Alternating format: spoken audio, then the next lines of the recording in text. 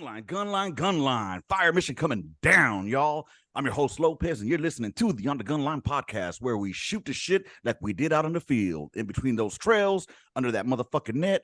Unless you were a fat-bodied leg that couldn't do real artillery and you were inside the mechanized paladin. Welcome to the On the Gunline podcast, y'all. Today, I am fucking ecstatically happy, y'all, because I got some motherfucking guests here whose ship just ported right outside of the fucking gun line. They came off and started docking each other. No, I'm just playing.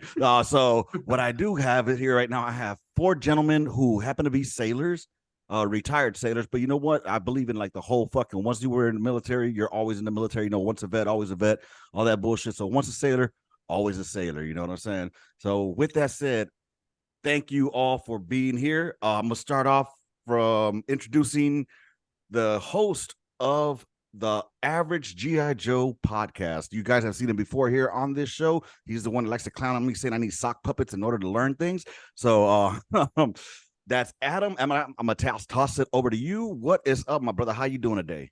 Hey, first of all, thank you for having us on. Big fans of the show, and we love what you do. And it was about time we got the whole crew on your show. What's up, everybody? My name is Adam. I'm a 10-year Navy veteran, fire controlman type, specifically Tomahawk Tech. Hell yes, son, Tomahawk Tech. And he ain't talking about the kind of Indians you could throw. He's talking about those motherfuckers that go and just mystify the enemy because it turns them into mist, pink mist. Right on. Go ahead, Pim. Sorry, I'm kind of hyper right now. Do you want me to introduce the rest of the crew, or do you want? Well, let's go ahead and go through. Next to me, I see on my screen is this guy who looks like, if you ever seen Aqua Teen Hunger Force, there was this episode with Happy Time Harry, and he always used to say, "Let's commence to jiggling," and that's who he looks like. He knows who he is because he's over there laughing his ass off with that majestic beard. What is your name? Where do you hail from, my friend? Well, I'm Joshua, and I am super excited to be here. That's awesome. Thanks for the invite, and thanks for letting us hang out. And this pair you've offered is quite amazing. I'll say something though. I do think that this, like Adam said, was something that needed to happen already. We've been in contact with each other for about a year or so.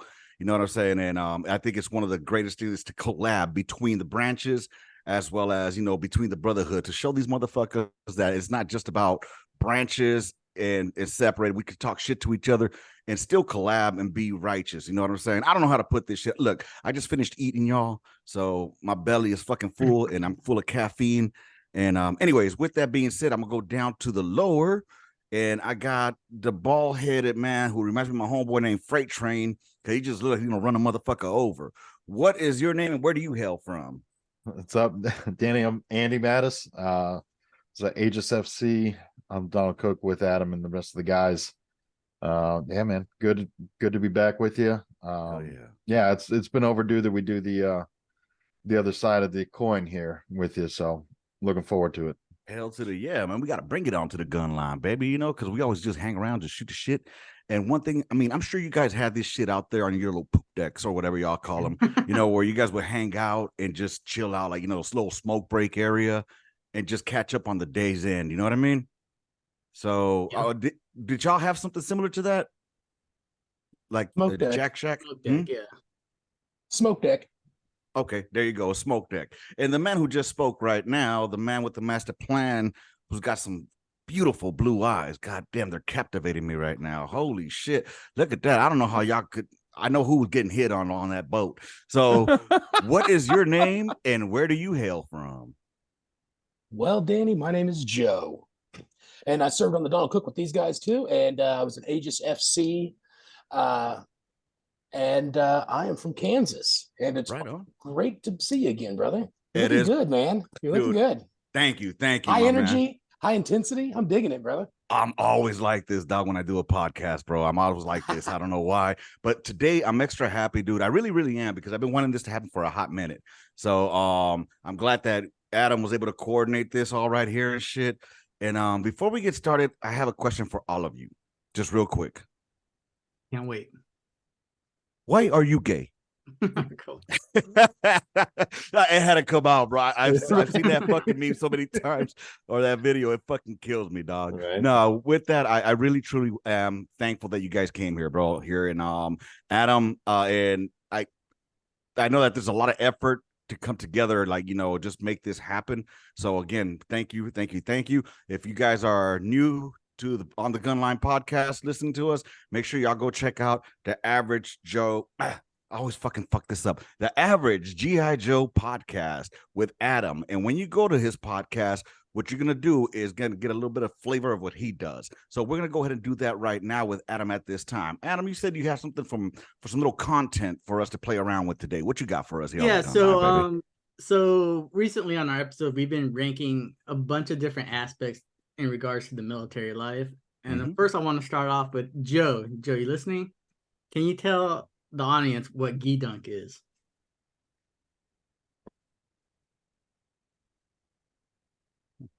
Just the word for it's just the word for like snacks and junk food, I guess. Candies, yeah. Yeah, it's just the candy and pop, and you know, it's just one of those things that when you go through boot camp, they give you like a dictionary of like new words to learn. You know, We have a name for that too. Oh, you guys have what do you guys call your sweets? Oh, well, we call it Pogie Bait. So the reason we call it Pogie Bait is what you take out to the field, and it's what you bait the pogues with. You know, so basically, like, here, Pogie. So, like, if you need some work done on your vehicle, you'll go to the maintenance guys and kind of bait them in, like, hey, man, I need some shit done on my vehicle. I'll trade you some of this for some of that. So it's Pogie Bait. That's what we call it. Pogue means person other than grunt. And then, of course, those of us, that's the infantry term. And then there's some of us that are into combat arms, but not infantry. And we say it's POGE, which is Pussies Operating Government Equipment. So that's what Pogue stands for on our side. So I'll hold on. Okay, can I just want to ask a question about this POG thing real quick? That stands for person other than grunt. Person other than grunt. Okay, there is a brewery kind of nearby that's POG, and I couldn't tell. I didn't know if it was Pogue, but they have a bunch of army stuff in there. I probably should have just asked somebody, but I doubt the 20-year-old girl that's serving beers in there knows the rich history of military. But I was curious as what that meant, and all right, man. I guess I could have Googled it, but then we would have this it's great not the same, bro. It's better than getting it from the horse's mouth, you know. Yeah. All right, so now I want to put you guys in this mind frame. You're three months into deployment, right? Rations are getting kind of low, and we are going to be ranking gi dunk that you might find in your ship store or on the PX on your fob. He almost called Does it anybody FOB. I still use the term gi dunk. I'm going for a gi dunk round. Oh shit! I already know what number one is. We rank S through F tier, and just to get Danny into how we do it, Andy, why don't you pick the first one and give us a little rating? You know, you can't mess with the classic tried and true. Just given the regional logos, I'll go with the Haji soda. And yeah, I mean, I think the fun part of traveling is you start getting further through like Europe and everything else, you start getting the different soft drink blends and whatnot. So you end up starting to see the Arabic, Sanskrit, whatever actual language it is, the written logos translate to. But you get the different brews of the soda, which generally comes with the real sugar, which is a nice change, and you get the old school pull tab, which is also fun. I do remember that. Yeah. I kept a handful, like the cans from the different flavors, as a memento for like no real reason, but it's still kind of cool. But I'll give it a B. I think it's a solid B. It's just a soda, but it hits just right sometimes. Joe. All right. So Andy said it's just the soda. That's not right. I'm not even just talking about the overseas Sanskrit sodas or Farsi sodas or whatever it is. Sodas are a lifesaver. Pop's a lifesaver on the ship for sure. And probably in any type of situation that you're into where you have to be up all night long. And just the act of getting a pop is enough to like wake you up a little bit, you know? Yeah, maybe just a walk down to the soda machine, or I don't know, in Danny's case, how he would get his pops in the middle of the night while on watch. But you know, we are afforded the ability to sometimes walk away for 6 or 7 minutes. I got you. And you know, and also only pop FCS is allowed to do that. Spy was not allowed to walk away for 6 or 7 minutes. And it is probably like maybe like top 2 most traded item, top 3 most traded G-Dunk. You know, go get me a pop and we'll talk about it. Or, hey, here's $2. Go get everybody a pop. You know, on me. You know, you buy, I'll buy, you fly. Right. That was my phrase. The pop is a major piece of G-Dunk in the whole facility here. And I'm gonna have to give that son of a gun an A. Wow. The pop is, and especially the orange ones. I love orange soda anyway. And then when I went overseas and I found out everybody else likes it, I'm like, you're crazy. Oh man. So Josh, I'm doubting your skills. I'm beginning to doubt your skills on being able to prioritize things. Josh, You're holding that Haji pop way too high. Josh, you got anything for us? I just cracked open this beer, and underneath the cap it said "Bust a cap." Hell yeah. Oh man, I don't know if I really craved anything, but I know I'll tell you, I'll tear up some Skittles now. Yeah. But we're talking about pop. Oh, damn it, the Haji do, and I'm not trying to offend anybody. That's just what we called it. I think it was made out of like real corn syrup. It did have a different taste, didn't it?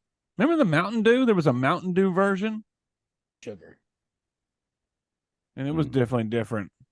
That's Coke and orange soda.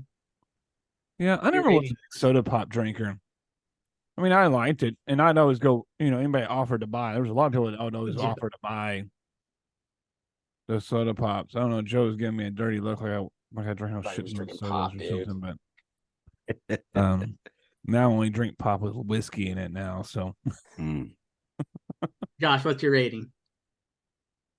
oh man, I'm gonna go down. Let's see here. We gotta put it in a category. I'm gonna go with the C. I'm gonna put it down at the bottom for me. Danny, what you got? Stuff will rot your teeth, you know. And so, I guess experience or not experiences, but deployments are different for everybody, right? So, where we were at when we were on the FOB, we would have like a DFAC, which is the dining facility. So yeah, we had enough of those all over the place, bro. I mean, it was cute the first time, you know, when I got to Kuwait and I saw him like, oh shit, Haji Coke, whatever, you know, because the Haji writing and all that. And it was cute and all. But then, like, you see it all the time, it kind of lost its meh. You know what I'm saying? So I would have to rate that like maybe a D, you know, because now if you would have put like some Rippets up there or some Wild Tigers or some Boom Booms, then we'd be talking like a solid B or A.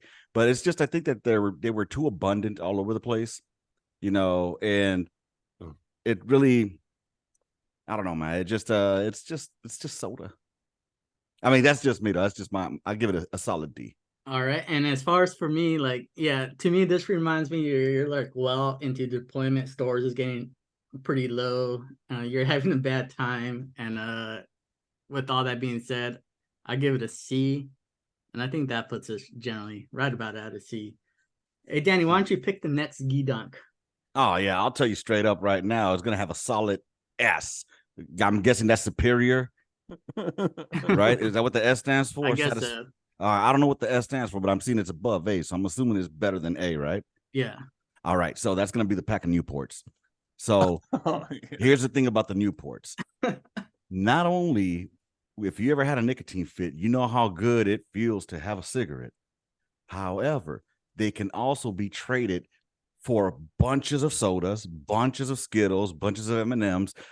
I could trade one Newport for all the rest of that Pogie Bait. You know what I'm saying? So it's not just a good for my lungs, it's also good for my pockets.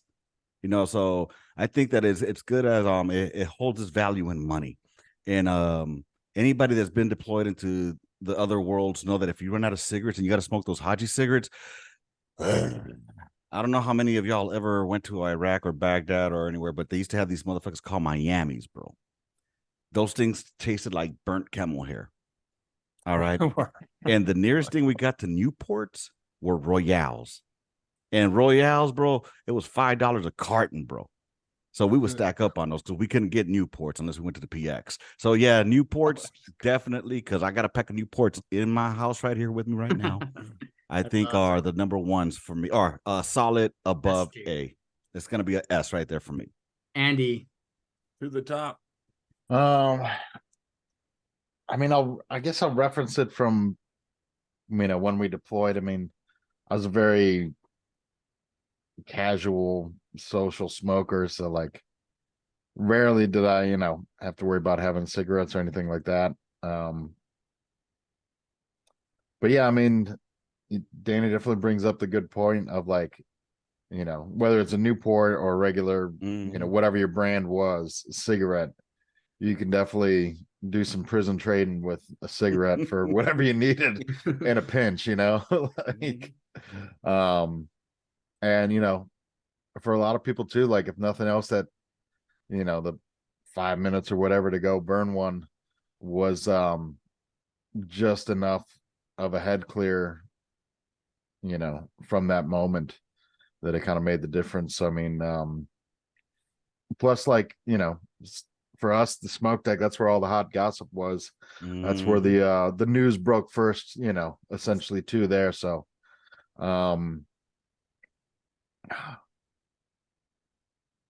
it was definitely a great communicator. You know what I'm saying? It was a like a talking stick or something. Yeah, it was where everybody met. I get you. You were literally breaking bread over tobacco products.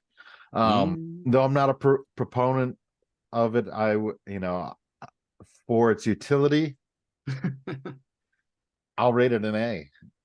Damn. Yeah. Joe, Like I said with the soda, this is the high commodity. This is the gold standard for currency that's not real currency. This can be used for, saying you're sorry. It can be used to get someone to do you a favor. It can show solidarity. Hey man, I'll smoke the top half, you smoke the bottom half. You do shorts with it. And almost like, I don't know, like probably like purchasing a firearm, I don't think that they ever lose value. Cigarettes just get more expensive as the whatever you're doing, whether you're on deployment or as they maybe you're age. just doing like a week-long thingy. But when the cigarettes run out of the cigarette machine and you're the guy that has like 5 extra packs, there's like 2 days left, you've got a couple that you can get rid of, and then then favors happen, or or somebody, whatever it is. But yeah, being that it is like actual gold without being gold, S all day. Josh, It's a just to double tap on that real quick too. I didn't think about this, but also like when you're in foreign lands, the majority of other people they smoke, bro. You know what I'm saying? So no matter what, you offer them a cigarette and you can spark up a conversation, no pun intended, between y'all. You know what I'm saying? I mean, it wouldn't be as weird as, hey, would you like a pop? If you just stand around, be like, hey man, you want to smoke, dog? Boom, hey, hang out with me. You know what I'm saying? I don't know. I think it's just a bringer of life together, bro. Anyway, sorry. Josh, got anything? I mean, I don't have much else to contribute to what y'all done, but I did have a crazy story. I don't know if some of y'all were on board, but y'all remember that one time we came up alongside a submarine and we gave them cigarettes, and we had to, and we took, I don't know, I imagine we got something for the officers' mess, like lobster or something like that. But I did. You don't remember that? Anybody remember? Andy, do you remember what that? do you remember what deployment of It had to be that first one. in 03? I guess so. We came alongside like some submarine just popped out of the water, and we took one of those rib boats over there, and swear to God, they said they were trading for cigarettes and stuff. Dude, I was like, what? It sounds vaguely familiar if we did it in the Gulf or something like that. I bet. Yeah, it may have been like maybe in the Gulf or maybe out there in the Red Sea or something like that. It was definitely over that area. Yeah, because I mean we were out there for 69 days straight, without hitting port. So yeah, it collabs with all y'all's story about them being a trading item. They're definitely tobacco is definitely a value out in the middle of the ocean for sure. And where would I rate it? I mean, I was a smoker. I still am. Enjoy a good cigarette and coffee in the morning, and I always enjoy the smoke deck. I remember those people when I guess kind of when I was getting out, there was people like complaining because we'd always hit the smoke deck by the main entrance, and they'd be like, I don't want to smell smoke when I come into work. I'm like, dude, you're in the Navy. Right? Anyway, long business. I would definitely put it up there as a I'm gonna put it up there as a oh Jesus, I'm gonna put it up there as an S. To the top it goes. Can you guys hear me now? We hear you now. Yeah. As far as me, my division on the boat was permanently smoke free. I never smoked cigarettes in the Navy. We were one of the smallest divisions on the ship, and we had to clean the smoke deck. So that pissed me off. So I hate smoking. I hate smokers. I hate everything about smoking. I give it an F. Yeah. But I'll put it like right in the middle. Mm-hmm. Low S, high A. We know who wasn't invited to the parties at night. You know what I'm saying? Joe, why don't you pick the next one? All right. I'm just gonna go ahead and I'll just get one of the crappier ones out of the way. We're gonna do M&Ms. I'm not even gonna really dig into this. I mean, they're effing M&Ms. I mean, they're not even individually wrapped. So good luck in the desert holding on to those without getting them all over your hands. Melts in your mouth, not in your hands, bro. Oh shit! Good point. I'm giving her a not D. At 100 degrees. Yeah. Josh, you got a rating? Dude, I always like stuff like this. Just little pieces like sunflower seeds that keep you busy on watch. You could eat one at a time, or you could eat all a certain color at one time, and then you switch to a different color. Prefer the peanut ones, but I'm gonna put it as a B. Danny. I'll have to agree with y'all. I'll give it like a solid high C, low B. For the simple fact that sometimes you want some sweets and chocolate. I like chocolate, you know what I'm saying? And like y'all were saying, like, when you're on guard or something, and you need something like to just munch on, and there ain't no carpet for you to be munching on, there's nothing like, some good old M&Ms to be munching on. So yeah, I would say like, just a solid high C. Andy? Yeah, because it was, just regular either plain M&Ms or peanut. You weren't getting the the good stuff like the peanut butter or nothing like that. It's pretty basic sets. But I mean it's chocolate, so it's not bad. It's a fair substitute, but nothing super special. Sometimes it hits, sometimes it's just like whatever. C. There's a reason why M&Ms are always the last thing in the vending machine. It's because they suck. It is bad chocolate. I give it a D. They do get stale. Josh, why don't you pick the next one? All right. Well, the one I'm going to pick before is still up there, so I'm going to do the Skittles. The Taste of Rainbow. Give us a rating, ranking. There again, I kind of had the same experience with M&Ms. I would just eat a certain color, or I don't know, something keep me busy. I like all the pieces. Keep me busy. You eat them one at a time. But I'm gonna put it up there. I'm gonna put it as an A. It's an A for me, man. Are you saying that because you want Skittles right now? Are you doing it because you're hungry, or do you legitimately think Skittles are that good on deployment? Or I love Skittles now. All right, man. I'm not. I should not be attacking you. I apologize. Danny, I hating on my Skittles, dude. Yeah, I'm not much of a Skittles fan myself. I'll stick with a solid C as well. Just because, I mean, what they were good for, I think the last time I used Skittles was when I made an MRE bomb. So I don't know if you guys know what MRE bombs are, but okay. So what you do is, okay, do you guys know what MREs are? Yeah. I'm familiar with what the bomb is as well. Okay. So normally what you would do, for those that don't know what an MRE bomb is, usually what you do, you know how it has a little fucking packet in there? So you grab that packet and you empty out all the little contents into a bottle. All right. And then what you do, well, what I did, I try to make shrapnel. I put fucking Skittles in there. And so you want to put like about 3 or 4 MRE bags in there, like the powder for the MRE bags. And then what you do is I put the Skittles in there, put that in there, and then you get 1 bag of MRE and put it in there. And then you grab some water, just enough water to make it start off and start cooking. And then you put the cap on and shake it up. And then you toss it either to somebody's little group or whatnot. And then, of course, the pressure. And then poof. So I think that's the only use I had with Skittles, to be honest. I don't think it worked well, but other than that, I mean, they're good at attracting fucking roaches and ants. So yeah, I'll stick with a solid C, bro. Andy. I'm gonna give it a B. The Skittles, at least, you get the colors, and each color is a different flavor, so it has that one up over the M&Ms where it's just visually stimulating, but not the same flavor.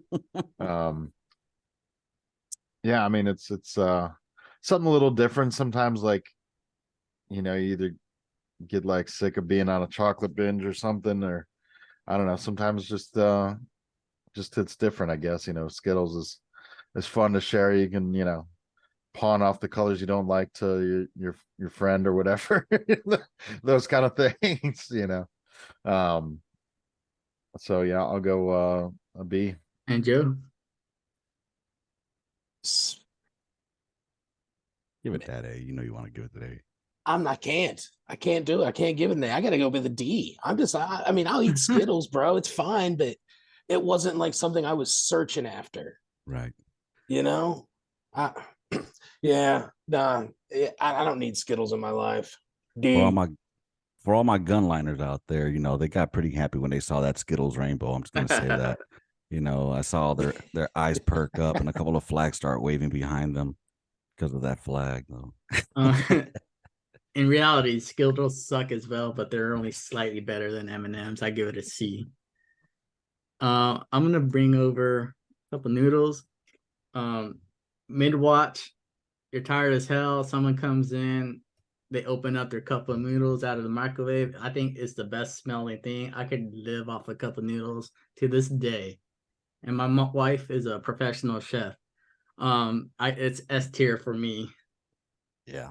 Danny. Yeah, I'll agree with you on cup of noodles. I could eat cup of noodles all day, every day till the day I die. I'm walking through your set with my mini Mac 10. Sorry, I get into my motherfucking old school rap.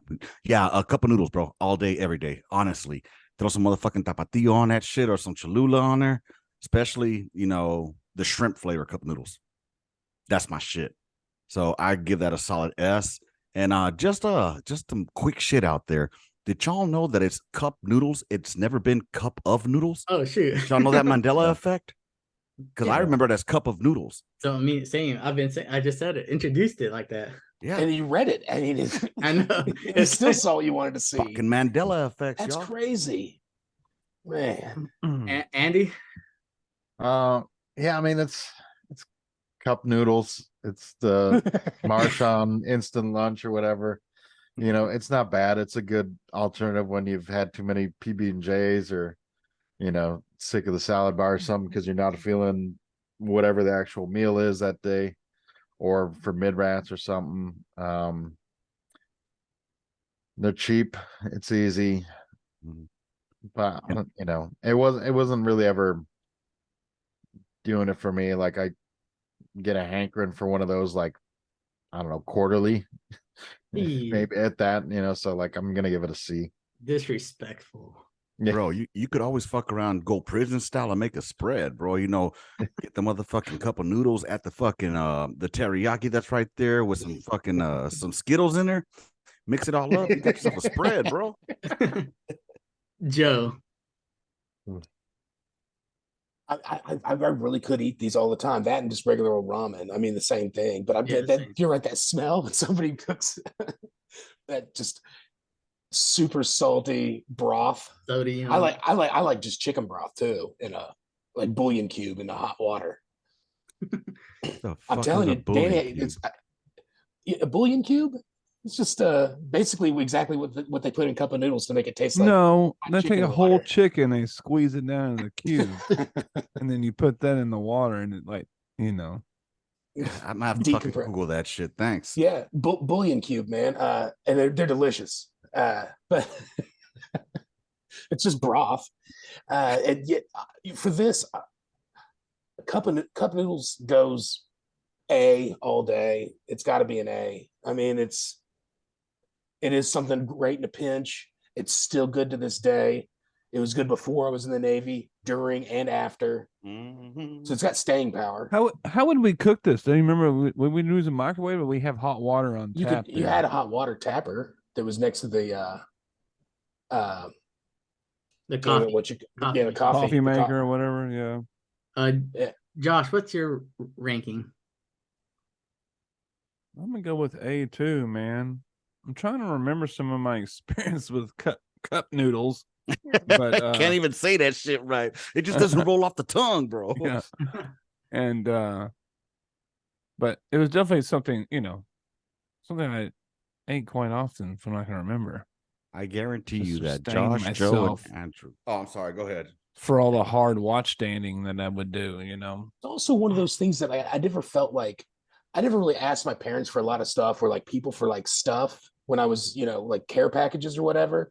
But I'd have no problems like sending a list and putting like cup noodles on there just because like 30 cents or whatever, 15 cents. And you can get, I mean, while they don't, you know, you can't pack 50 of them in a box. But you know, toss 5 or 6 in a box, you know, with you know, maybe some deodorant, some shampoo, some other random things. You know, it's just, you know, I don't know. I feel weird if I asked my mom and dad to send me like $150 worth of products when I was on a 6-month deployment, when I have a ship store and I also, you know, hit ports. Yeah, so it'd be like she's like, "Oh, I want to send you something." You know what? I don't really need anything, but send me some noodles and some teriyaki. That being said, the next one up is the beef jerky. I guarantee Joshua, Joe, and Andrew hold these as A's or S's. Guaranteed. Just because that's like a staple to y'all folk.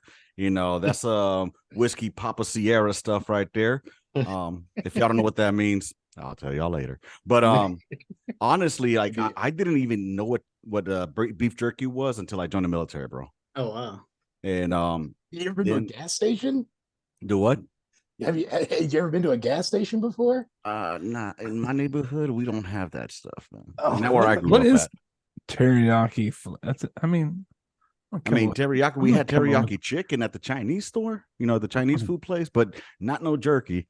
And I'll tell you what though, I tasted deer jerky recently, and that shit is on point, you know. And like I said, that's why I bring out y'all folk, because that's y'all folk shit right there. Y'all the ones that make this shit, and I'll give it to y'all, man. It's really good. It's really good. And so I'll put it at a solid B, bro. A solid B. I just want to piggyback off of that. Beef jerky is really good. it's super good, but they never package enough of it for a grown man to eat. And because of that, I also give it a B. Andy? Yeah, I mean, Danny hit it on the head. It's S tier. You know, I was a fan of like, take a couple pieces out the bag and then throw it in like a dip and just savor the flavor for like 30 minutes. I'd stretch a beef jerky bag out for close to a week if I could, depending on You said you would tuck it like dip? Yeah. Oh Shoot up some, shit, like, bro. That's throw it a in my- motherfucking expert level just exposed right now and opened up. Oh damn. Yeah. Joe? I don't want to blow your mind here, but there's also beef jerky that comes ground up so fine that it comes in like The snuff can. a snuff can Yeah. that you're supposed to dip. Yeah. Holy shit. I guarantee there's people out there probably trying to snort it already too. Snorting beef jerky. This gets an S for not only is it delicious, but it's got 11 grams of protein, 80 calories. It's made with premium beef and it's 96% fat free. Yes. So it's basically like, I don't know, you might as well just be working out while you're eating this shit. Right. You're gaining muscle as you're eating. You're actually, it takes more calories to burn a bag of teriyaki beef jerky than it does to, than it actually contains. I made that up. Don't quote me on that. What are you ranking this at? Oh shit. It gets an A. It can't have an S because that's where smokes go. Josh, what are you ranking beef jerky? Beef jerky is definitely a staple. Good, clean protein. Good, healthy snack. I'm gonna go with an A on that too. So just to recap, I hold these about the same, low S, high A. The Newport cigarettes and the cup of noodles. At A tier, we got teriyaki beef jerky. Down at the C tiers, we have the Haji soda and Skittles, and at D, we have the shitty M&Ms. If you're That's watching pretty this accurate. on the Gunline video or the Average Joe podcast, comment down below. What do you think of our rankings, and what were some of your favorite Geek Dunk or Pogue treats? Thank you, Andy. You could have Danny. You could have your podcast back. All right. I appreciate you, baby. All right. So we just got a taste of what the average G.I. Joe podcast is like, y'all. I do like the little shit that he just threw in there, that whole fucking ranking system. I was watching it earlier on one of the previous episodes. They were ranking their uniforms, and then they were ranking their fucking the unit crests. The unit crests are kind of gayish, but I mean, I'm sure that the history are really cool though. You know what I'm saying? I was really hoping to see like a pirate ship or some fucking, like no quarters or something like that. But honestly, I mean, I thought they were pretty badass. At the end of the day, I really do think it was pretty cool. And then I heard y'all talking about a trident and shit like that. That was pretty cool too. I want to know the history of them. I had to hit up Adam, since he wants to call me other people's names. Yeah. I had to hit up Adam regarding what the fuck DDS stood for. Wait, was it DDG? So I was like, Designated Destroyer Group, maybe that's what I was thinking of. But then he broke it down for me and like, all right, cool shit, man. So y'all make sure y'all go check out the Average G.I. Joe podcast. The homies up there, they just be chilling out, hanging out, snacking it up, drinking it up. They like to fucking do that little bougie shit with bougie beer. You know what I'm saying? So they be out there with little pale ales and beer snobbing it. It's all gravy, baby. As long as you ain't drinking Bud Light, you all right. So let's go ahead and move on forward, y'all. Appreciate you, Adam. Appreciate you. And also the rest of the fellas here. So let's move on. Since you did your game, we're gonna do a gunline game now. All right. Sounds so good. Yeah. I hope you motherfuckers don't get offended easily. And by the way, I'm gonna tell y'all right now, I don't edit, I don't censor, I don't filter. So whatever says goes. You see what I'm saying?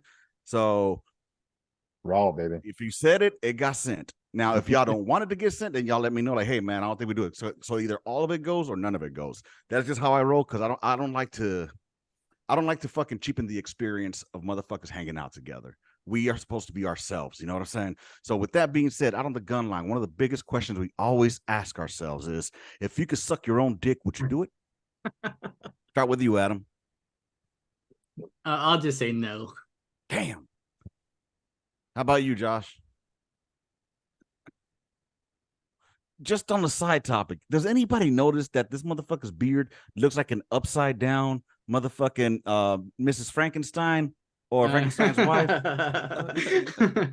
Oh, I just noticed that shit, bro. All right. What about you, Andy? What we got?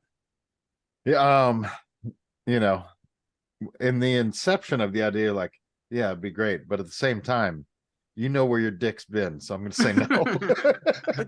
I mean, you should know when you wash your dick. You know what I'm saying? Yeah, but the shame is still there. Okay, that's like going out and saying you eat pussy, but then because you eat pussy, you sucking somebody else's dick. Mm. Damn. Transitive Got property is a motherfucker, man. All right, Joe, what you got? Not to completion. Ooh, that was my next question. You motherfucking mind reader. Damn. That was good. That was good. All right. Next Yeah, question. I mean, Go of ahead. Go course ahead. you probably will. I mean, it's easy to say no because nobody really can, Right. Well, I know a couple you of know. you But that did it. I bet you that the guy with no hands is probably like, no, I would never jerk off anyway. It's not really my thing. You know what's a trip? I had this one soldier when we were out in JRTC out in Louisiana. We didn't believe him that he could do it. Mhm. Oh, he could do it. Now, I don't know what's gayer, the fact that he sucked his own cock or the fact that we watched him suck his own cock. Oh no, y'all tell me. Gunline, tell me what is gayer? Guy sucking his own dick or me watching him? Curious minds, man. Dude, that's a fucking trip. Last thing, next question I'm gonna ask. I found this one on the Facebook pages. All right. So this is just really fine ass broad, yo. You picked her up inside the club and shit. You guys been fucking hanging around all night. Anyways, you want to beat guts, but y'all ain't got enough time to beat guts, right? So y'all go to the car, bro. So you go to the car and she just starts sucking you off, just giving you that sloppy toppy, right?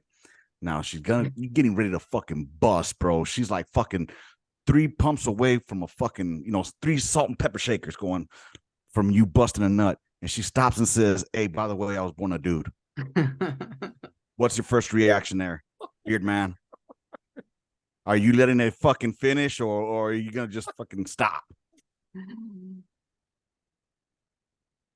Damn, nobody gives me reactions here. What's up with that?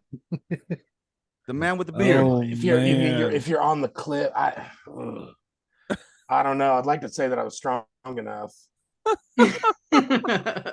Can't stop nature. Mother Nature, man. You can't stop her. Yeah, I think at that point in time, Mother Nature has taken over, and I'm just going to be like, I'm never talking about this again. I guess. I don't know. I just call an Uber. don't pay my tab. Just leave. Oh shit! What about you, Brother Andy? Who are we in? My car or their car? Oh, we're in their car. We're in their car. I mean, okay. How about this? We're in the back of the fucking alley behind the bar. I mean, it's ultimately, if we're that close, we're point of no return, and like 9 times out of 10, we're gonna finish. But I'm sure there's, depending, something's gonna like the brain synapses hit just right, and you're like, well, that's over. Damn. But all right, Adam. I'd say 9 out of 10, it's gonna finish. You're gonna finish it. I got you, baby. How about you, Adam? You gonna say you don't know? I'm going to maintain the integrity of our podcast, and I'm gonna. Oh my God. And I'm gonna refuse to answer. Well, I'm not. I'll tell you. I'll just say, no hablo inglés. And just fucking keep on doing your thing, baby. Hell yeah, son. You turn it into like a glory hole story or something, man. Whoa, bro. Jeez. All right. So speaking about stories, one thing I did want to talk to y'all about are naval stories, naval traditions. Okay. All right. So before we go there, though, I want to know how. Before we get to that, I do want to know one thing. How many of y'all got naval tattoos? I got like tattoos while I was in the Navy, but Navy related tattoos. You mean like nautical tattoos? Or related to the military. Okay. Navy. I did after I got out. All right. What you end up getting? I did I have an anchor on my leg, and Okay. then on the tops of my feet, I have a The chicken on my boxes right foot and the and a pigs. pig on my left foot. Right on. I'm tracking that one. It took me a while to learn that one, but I'm tracking that one. That's good shit. Yeah, that's one's not very well known. My grandpa had the same ones. My mom took pictures before he passed away, Mm-hmm. and she gave me the pictures, and I took them down to this dude down the street from here, and he did me up at the shop about 12 years ago. Dude, right now that shit is badass. Just you having that, because I think as a sailor, if you were on a boat and you were in the Navy, that is one tattoo that you have to have. It's just deep in tradition. And how about any of you? Do any of you have anything like similar to that? I have a sugar skull, for my Mexican background, and on the Right. forehead I have the nautical star. Right on, right on. Josh, Andy. Yeah, I mean, I have No. the Navy tattoo I designed it myself or whatever. Essentially, I did a classic like anchor, and then I put our rating symbol, the FC rating symbol, kind of over the front. Right on. That and just USN over the top. Right on. It's pretty simple, but like unique in its own way. So yeah. Cool. I mean, if anyone wants to donate some funds, I'll go get a Navy tattoo for sure.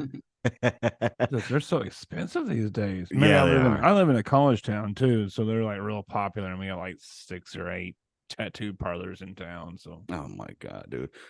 Yeah, that's one thing that all bases I think had in common, no matter where you were at. That for sure you're gonna see tattoo shops, you're gonna see motherfucking DUI lawyers and divorce lawyers and pawn shops, and last cheap but not car least, lots. Cheap. yep. And oh yeah, they always get you with that fucking miles shit. I don't know if you guys have seen that. Oh, 18%. Oh, Yeah. awesome. You mean I only got to pay $800 a month? Motherfuckers. Dude, okay, let me ask y'all. Okay. You guys were NCOs, right? Yeah. Okay. Did you guys have any Joes under you? Any sailors under you? E1 through E3 type, E1 through E5 type? No? Okay. In Gitmo. I did, yeah.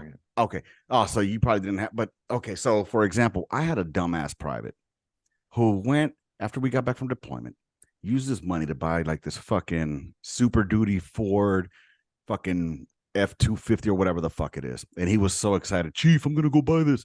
I'm like, bro, how much is that going to cost you? All right. Not only that, you're going through the middle of a fucking divorce. She's going to take that shit from you, fool.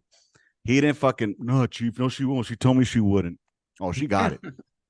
But long story short, this motherfucker spent so much money on this fucking truck, and then he wouldn't make it to work. And I asked him, why aren't you making it to work? Why can't you got a vehicle? He's like, oh, I didn't have any gas. So he didn't have money for gas because he was paying this fucking note monthly. Did you guys have any stories like that of idiots? And excuse me for 1 second. What?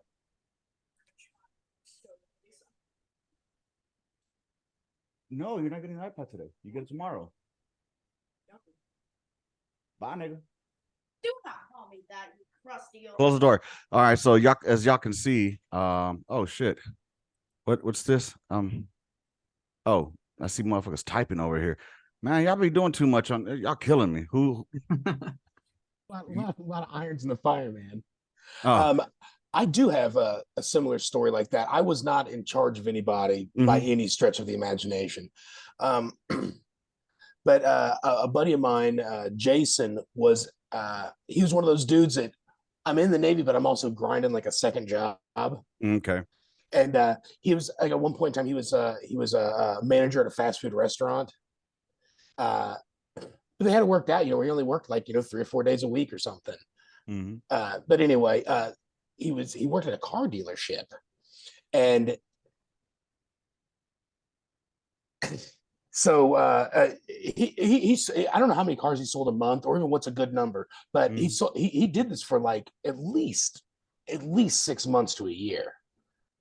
And there was a gal on our ship, a deck seaman, and that doesn't mean anything to you, but a deck seaman is like, they do like the general maintenance on the ship, like busting rust and painting and busting rust and painting and over and over and over again. But their idea there is they're trying to strike out and see what they want to do in the Navy, like what kind of stuff interests them. But they they do the worst jobs on the freaking ship. And do you guys know this story? Josh or Adam or Andy, do you know this at all? Probably. Keep going though. It doesn't matter. She bought a car from him, and he was like, I don't think this is a good idea. Like, you have terrible credit, and it's a little bit out of your price range. She did what they do anyway, and she bought the vehicle, got in way over her head. The command got involved, obviously. Turns out this guy sold her the car. They start busting his ass about it. And he's like, yo, I did everything that I'm supposed to do to make sure that this does not happen. Right. And she did not listen to me. She did it anyway. I told her not to do it. And eventually, I don't know what the bottom of the line of the story is, but I mean, like, the command came after his ass hard because, was he the salesman though? He was the salesman, I believe, at the beginning. Yeah. But I don't think he was the guy that did the final paperwork on it. Right. Yeah, that's pretty shitty right there. And but I mean, I could be wrong on the way that ended, because I mean, I remember him being like, dude, I'd fuck it. He's like, what do you want me to do? Like, I explained to her how all this works, but you can only lead a horse to water, I guess. Yeah, facts. You can't fix stupid. What why does the military have this obligation to like babysit people who are learning how to adult? Like, any other organization, this person would have been just fucked, and they would have can't to just fire them. They got a bunch of with the consequences of their actions. Where we have a bunch of investment, and we've trained you, and they've trained us, or they've invested time and knowledge into us. So I think even though we get in trouble, we're still a body that breathes. Yeah. True. Yeah, I mean, I've seen many retards fucking do retarded shit. I was one. I got fucked over by one of my NCOs, bro. My NCO took me to get a car, and little did I find out later on, he would get like a cut every time he brought somebody over there. So, Sergeant Roycroft, go fuck yourself. That's why your wife was getting pounded by everybody out on the fucking block. So, anywho, yeah, I hold a little bit of pain there, dude. I mean, but with that said, to do too is like, if you've got a sailor or whatever that is upside down for thousands of dollars in a car, or whatever else stupid venture they've gotten themselves into, because a car is not the only one. It's not the only stupid thing you've seen people spend money on. I mean, geez, criminy. But a car is the big one. It's a very big one. But when they don't have money, next thing you know, suicide. Next thing you know, crime. Next thing you know, they're doing even more stupid shit to try to make up for the. They're selling secrets to the Chinese. Bro, I'm throwing any of this shit out there. I mean, when you start to get that was your people that just did that shit right now too in Cali, wasn't it? Yeah, that was y'all's. I mean, ours was stupid to run into North Korea. Oh God. But I guess that's, and maybe they don't understand it. Like $6,000 upside down isn't that bad. $26,000 at like 18 might be that bad, so maybe think about how deep your debt is before you start trading secrets to the Chinese. Let me ask y'all, while you were on your boats, did y'all have internet access? Kind of, sort of. All right, so check it. So when we were in Mosul back in 2010, we had internet on our fob, and our soldiers had whatever internet speeds that you can get, but some of them are pretty ugly motherfuckers that can't pick up on shit, so they like to go and see webcam girls. And I had one Joe. I don't know if you guys have the star card. Do you guys have the star card in the Navy? Yeah. Okay. So you know that when you don't pay your star card, that the letter comes down to the command, and the command fucking is tracking. Okay. So I had a soldier who had not paid his star card. So when I went to confront him, like, hey man, how come you haven't paid up your motherfucking star card? I'm getting my ass reamed over here because you're not being an adult. What are you spending your money on? And lo and behold, turns out he was paying money to chicks on video cameras, those webcam chicks. This motherfucker spent more money on them than he did on paying his fucking debt, bro. So, yeah, I had to fucking teach him. I had a call with him on a Skype call to the bank to fucking put a stop on his motherfucking card to stop paying the motherfucking webcams. Dude, it's fucking horrible. All these kids, it's like, why? They're the same ones that marry the strippers. You know what I mean? Like, did you guys have anybody on your boats when you guys would like get to a port? How long were y'all on port for? Like, what's the Anywhere from longest 2 to span? 5 days, Yeah, generally. Oh, okay. Did anybody fall in love with any of the hoes there probably. and bring one back? Oh, you couldn't bring back to the States? Did anybody try to sneak them on? Did y'all hear any stories like no. that? Nah. No, that would never have happened. Well, Back in the out in 70s, Korea, it's different, but yeah. yeah. Out in Korea, there was a dude that stuck his fucking juicy girl into a duffel bag and brought her in through the taxi cab on one and had her living in the barracks. We got a special kind of retarded in the fucking army. There's dumb and there's army dumb, y'all. I mean, I don't get it. Okay, how about this? In the Navy, do you have fellas that fall in love and try to stay at that port where y'all at and try to go AWOL there? I mean, ideations probably. I had heard stories that people would do that in Australia for some reason. Yeah. I don't know why that specific port, but because it was shooting fish in a barrel over there. That's what. Have you not seen the Australian broads? Well, yeah, I've have some beautiful Australian women.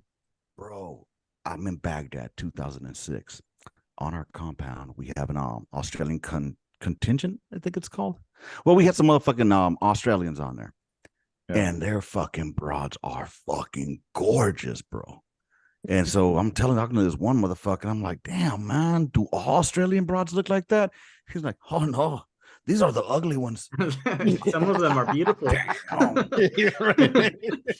Bro, enough said. I need to move my happy ass to Australia, baby. Once this motherfucking second marriage goes down south, I'm a cry. I think there would be some West Coast sailors that would tell us stories. They would go over there, and there would be a couple, 2 or 3 sailors. Like a carrier's worth would go over there, and be like 2 or 3 sailors wouldn't come back because they had fallen in love with some girl over there, and they were just like, "Peace out. I'm an Australian now, I guess." God damn. Hey, y'all, let me ask. Okay, so y'all were on the Donald Cook, right? So for those that don't know, like, I know a little bit of it because talking with you all and doing some research and shit like that, I got a little bit interested in it. Now, is the Donald Cook, is that boat that's right behind you right there? Yeah. Okay, cool beans. And it's got a crew of about how many? About 300? Yeah. That's a good it's varied over the years, but like when I checked on board and we were like peak manning was probably like 310, 315, somewhere in there. And like as they started cutting back things, it was down to like 270. Yeah. So it's in that, in that range, but that like a 30-40 person shift is like you feel it for sure because it's small. I was gonna say, like, I mean, because you guys are in confined quarters as well, right? So how long does it take before the cabin fever kicks in? And then how long does it take before the cabin fever goes away? Like when you finally get used to like, fuck it, I'm in the suck. Ooh, that's a good question. Seconds? I know personally, I was so busy. On like you really don't. I mean, you just kind of. Okay, so I guess to like the best way to put it is like you have a job now. Mm-hmm. You go to that job for 40 hours a week. I'm assuming the average American is doing 40 hours a week, and I work in an office. I have a cubicle. Mm-hmm. I'm there for 40 hours. If suddenly some weird thing happened where they were like, you've got to spend the next 3 days here. Oh, by the way, we're providing school lunches and all you do, you're still work 8 hours and then you can just sleep. Like, oh, okay. So I got to do it for 3 days. That's not a big deal. Because you're already there for so long, you already kind of like know exactly what to do. Yeah. When you go to work every morning, you check onto the ship, do your business, and you walk in there, and then you do the job that you do for 8 hours, 10 hours, 4 hours, however long. Let me rephrase. When you're out to sea and you're stuck on stupid out in the ocean and you can't come back home, you know what I'm saying? Like you're out to sea for months at a time, right? I just don't think that I never felt like, I guess, super cooped up. Okay. You know, me either. We were so busy. You had some. I mean, when okay, you're. A lot of people don't understand. I think when, like, you know, it's like when your recruiter talks to you and tell you all the good things about the military. There's stuff going on all day long. There's breakfast, there's lunch, and there's dinner. So that's 3 things right there you have to do. Then you have to, like, there's like what 2 or 3 different times of like actually cleaning the ship where there is not an option. You are cleaning the ship. There's you have to have time to shower yourself. You're also doing fueling. You're doing supplies in and bringing shit in. You're standing watch for 6 or 7, 8 hours. There's always something, and then you get to sleep. I mean, there is a lot of sleeping, but that's because you juggle the rest of the goddamn nonsense so well that you know how to bring in a nap. I would say it's that 3rd week of being underway when you're like, all right, now I've missed 2 weekends where I'm not in my apartment. I haven't slept in my bed. And I think in that 3rd week is when the cabin fever starts to sit in, and you're like, and your body's going like, hey, what the fuck, man? Right. Oh man, dude. I guess I mean it sucks. I know what it was like, being stuck on a fucking fob and, not being able to go anywhere. You get tired of going to the same fucking places all the time, watching the same fucking movies. I don't know how many times I watched fucking, what was that stupid one? Rome, I think it was, or whatever. Anyways, I watched all these fucking Haji movies, but eventually I can't just imagine it now on a smaller scale. Eventually I think I get tired of some motherfuckers and there'd be a lot of fisticuffs going on, I would assume. So did you guys bear witness to any hey, you know what? I don't like your motherfucking ass. We need to go handle this business and then squash it afterwards? Or was it not like that? It happened occasionally. Sometimes it was just like fun, like blowing off steam kind of thing, like, and then other times there was probably a couple actual like small. I would assume it's more like somebody getting into your privacy. You know what I'm saying? Because your privacy has got to be something that you hold near and dear to in those small confined areas. Yeah. I mean, there was the time dude chased what was it, one of the cooks around with a knife when he was cranking. Damn. Yo, all right. Now I gotta ask. You put 315 people on a ship together. I mean, how many females would be on that boat? 40. How many?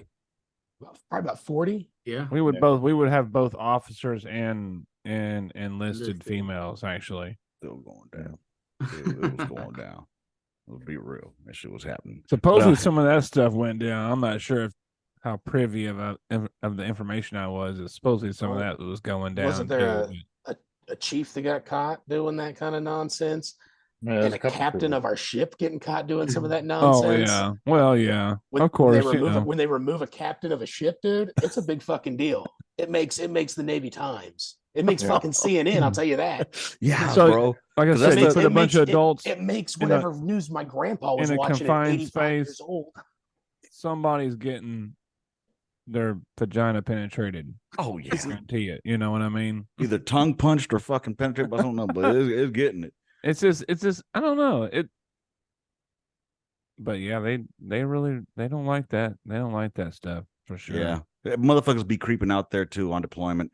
I don't care how I remember they would supposedly find panties up in like the forward part of the ship, like in the workout area or something, just like some random ass panties. What's your bathrooms like? What's the bathroom situation in there? Like the latrines or what y'all call the head? What's the situation like? Or is it divided, or do you have shitters right next to each other? No, they're divided, but they were right next to each other, but they were divided. Yeah. So how do you find time to handle some business? We did that in the shower. That was shower buddies. Making squids. Yeah. There you go, squid babies. Yeah. I know all about that, baby. I hope I'm not giving too many tips out to you new sailors now. Jerking on the quarterdeck until we told him. Yo, permission to come aboard. Nice. All right. Did anybody ever take a shit at sea, like into the sea? Was there any way to like hang off and just take a big ass dump? Did I'm anybody sure- else y'all ever do it? There was times when our toiletries went down, or our sewage would go down, and we had to like Yeah. pee overboard. But I never had to take a shit. People would shit Feel like- in buckets and bags and trash bags and stuff, wouldn't they? Yeah. I don't know. I'm just thinking like the shit I would Feel do on like- the boat. Like I would hang off and just fucking take a dump in the shit. You know, just say I took a shit on the equator. You know what I'm saying? Yeah. Yeah. I might not be a shellback, but I'm a shitback, baby. What you got on that? Oh man, yo, that dude called y'all out on that shit, yo.